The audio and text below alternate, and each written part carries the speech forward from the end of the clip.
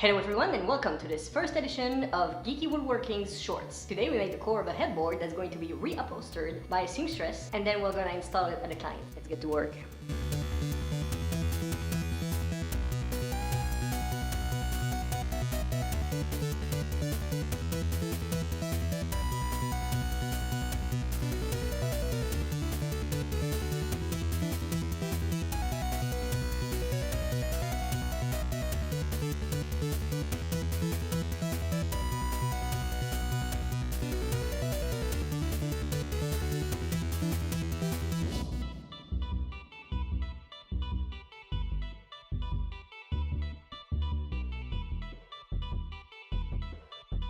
So that's it for this short. Now this is going to the seamstress. That's it for me. She's gonna take care of finishing it and then sending it to the client. Hopefully we'll get to see it again in the next video. So I'll see you next time.